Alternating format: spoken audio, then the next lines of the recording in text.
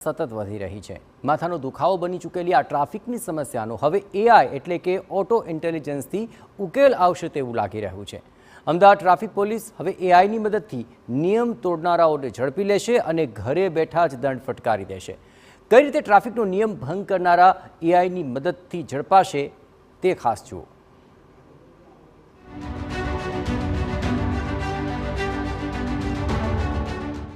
તમે ટ્રાફિકનો નિયમ ભંગ કરો છો?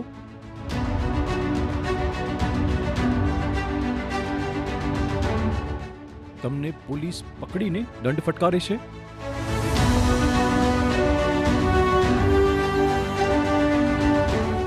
શું તમે પોલીસથી બચવાના બહાના કરો છો? પણ હવે તમને પોલીસ દંડ નહીં ફટકારે।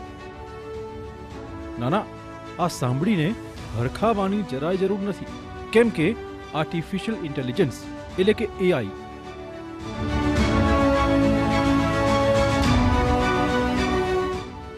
નામ તો સુના ही होगा। એ તમને ગમે ત્યાંથી શોધીને દંડ ફટકારશે। જો તમે એમ પૂછો કે કોણ છે ભાઈ આ આર્ટિફિશિયલ ઇન્ટેલિજન્સ, તો આજકાલ સમાચારમાં જોયું હશે એમ ફિલ્મોથી માંડીને અકાઉન્ટ, વોઇસ ઓવરથી માંડીને ગણિત એનાલિસિસના અનેક કામો હવે આ ઓટો ઇન્ટેલિજન્સ એટલે કે એઆઈ કરે છે। ત્યારે હવે ટ્રાફિક પોલીસ પણ બાકી કેમ રહે? અમદાવાદના નાગરિકો અને પોલીસ માટે પણ માથાના દુખાવો થઈ ગયેલા શહેરના ટ્રાફિક નિવારણ માટે એઆઈ એટલે કે આર્ટિફિશિયલ ઇન્ટેલિજન્સની મદદથી કામગીરી કરાશે। એટલું જ નહીં, નિયમોનું યોગ્ય પાલન ન કરતા લોકોને ઓટોમેટિક જ મેમો મોકલી દંડ ફટકારાશે।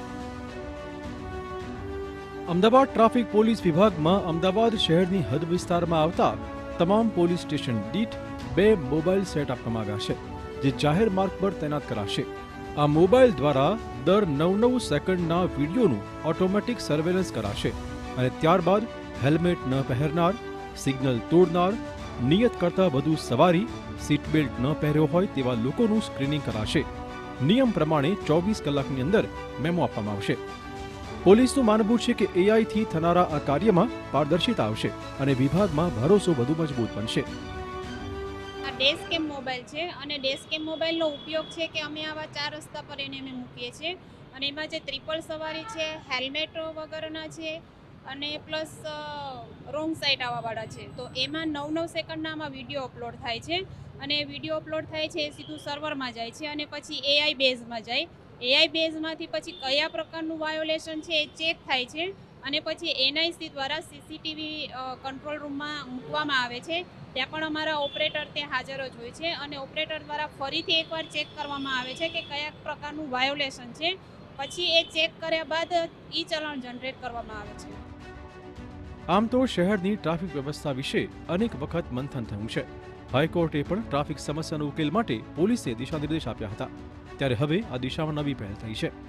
અમદાવાદ ટ્રાફિક પોલીસના જવાનોને અત્યાધુનિક ટેકનોલોજી સજ્જ કરાયા છે, જેમાં ટ્રાફિક નિયમન કરનારા પોલીસ કર્મચારીઓને પણ હવે body Warne camera, walkie talkie set અને POS મશીન એટલે કે ઓનલાઈન દંડ ભરવાની સુવિધાઓથી સજ્જ કરાયા છે।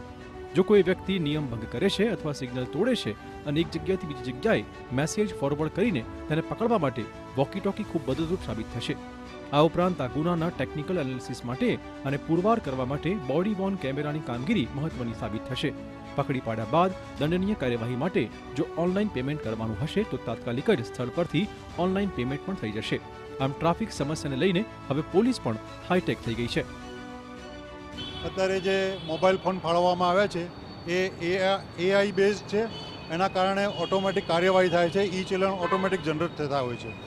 આ ઉપરાંત ટ્રાફિક પોલીસને POS મશીન પણ આપવામાં આવેલા છે, વોકી ટોકીથી સજ્જ કરવામાં આવેલા છે, બોડી વોર્ન કેમેરા આપવામાં આવેલા છે।